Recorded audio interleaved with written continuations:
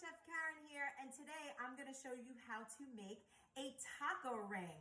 It is delicious, it is easy, it's not messy to eat, so let me just get right to it. I'm going to use the Pampered Chef round entertaining stoneware piece. It has this gorgeous divot in the middle because you could use one of our bowls for dipping, and you're going to see at the end when this is all done how I'm going to utilize that with some salsa. But first, I want to just show you simply how to make the ring because this is not only a gorgeous platter, but it's also oven safe. So this is going to go from oven to table. So all you need is some crescent rolls. So I have some Pillsbury crescent rolls here. And you want the ones that aren't just rolled out plain. You want the ones that have the cutouts in them, the triangles. So I'm just going to start to unroll this, and you are going to separate the triangles. So now look, I'm separating the triangles. It doesn't have to be perfect. You are taking the thick side and putting it towards the circle and going out with the thin side. Simple enough, right? So let's just separate these. You want to kind of take them straight from the fridge so they're not sticky like this one is. You want to not have them laying out too long because the longer they're sitting out, the warmer they get, and that makes them sticky and harder to work with. So if you take them straight from the fridge, that makes it a lot easier to work with. So I'm just going to put one here, and I'm going to put one over here. And we're going to start out with this kind of a plus sign, simple enough. And now all you're simply going to do is fill in the different gaps. So let's do that now. Now that my triangles are all messed up, it's all right. It's still gonna look gorgeous. Don't worry. It's really, really, really hard to mess this up, even if your dough looks like this, right? Even if your dough gets soft. All right, now I got another one here.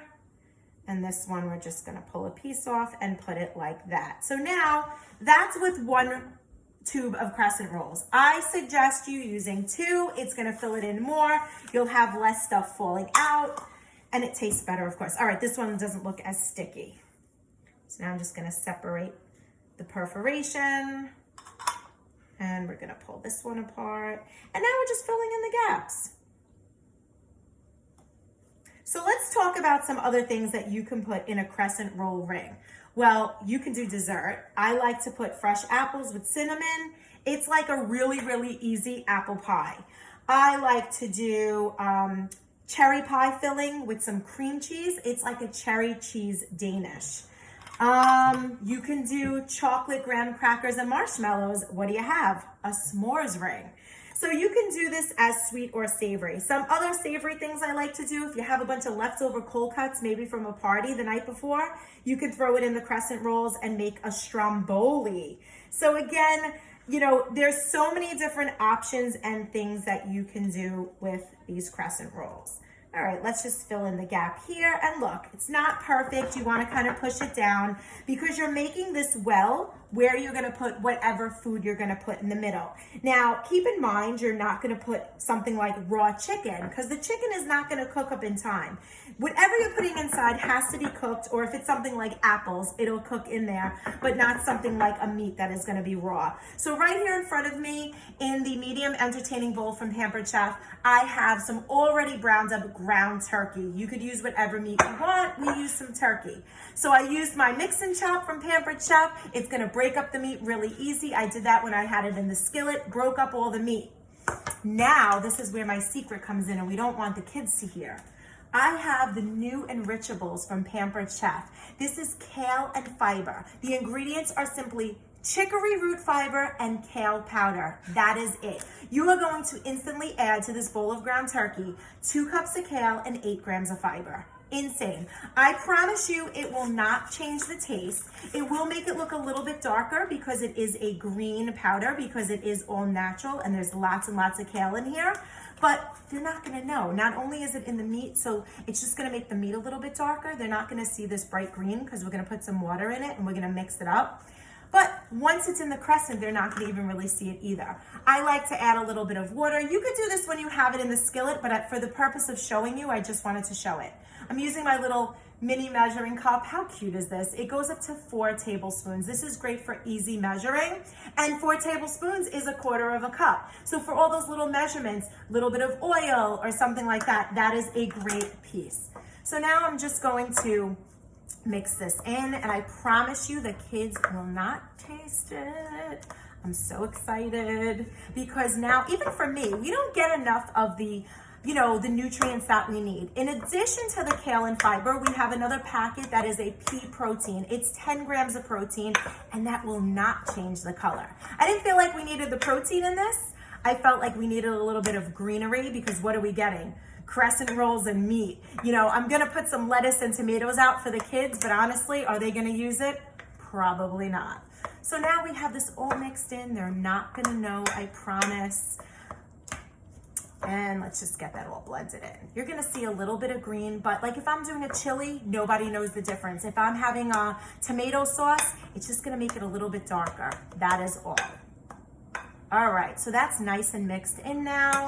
And now what I'm gonna take is my large serving scoop. This is great for cookies, meatballs, but I like this when I'm making a ring because it makes it even all the way around, and I don't make as much of a mess as I would without it. You're still gonna get a couple little pieces to run away. That's just a given. All right. And you're just gonna work your way around the well with whatever it is you're putting in the ring. And go all the way around. I would love to hear in your comments below what you would like to put in a ring.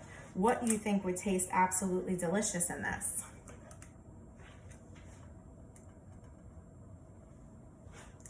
I'm gonna pile it on. I might do another layer, but first I'm gonna get some cheese on here. So we have 1 layer of meat going on, and now I wanna get some cheese. I have a brick of cheddar cheese in here. This is my coarse adjustable grater. I love this because you can do it this way and go up and down like this, or I like to do it this way. I feel like I have some control when I'm going over. Look, I'm just gonna go right on top. So why don't I wanna use some bag cheese? Well, I'm gonna tell you guys, with the bag cheese, it comes with cellulose. Cellulose is something that'll keep it from sticking together, but it is actually pieces of wood pulp. Who wants wood pulp in their cheese? It is more inexpensive to buy a brick of cheese, and it's so fresh, and it tastes so much better. And look how easy it is just to get it out there on there. Nice and easy. So just 1 little layer of cheese going on. Let's just pick up the little strands that went off. And you could do that in a bowl and you could drizzle it, drip it on top. But I just felt like showing it to you right here. So now let's get a little bit more meat, do another layer. I'm gonna stack it up nice and high. Got plenty of meat here today. And you can put whatever you want in this. You know your family. If you wanna make it spicier, you can get things to make it spicier. You could put the olives right in the meat. The kids, they don't always like the same stuff, so I like to keep it kind of simple and then let them pick and choose, with some toppings if they want to dip it in a salsa, which I'm going to have in the middle, or, maybe some sour cream.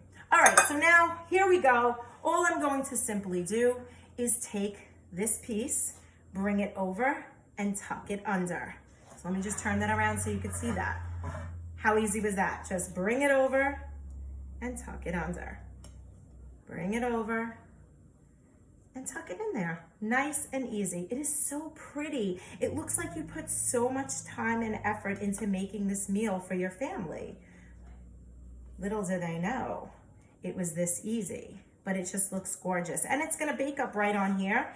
And it's also going to, I could have went higher with this because these are long. I could have went much higher, but that's all right. I'm gonna go like this. And just bring it in.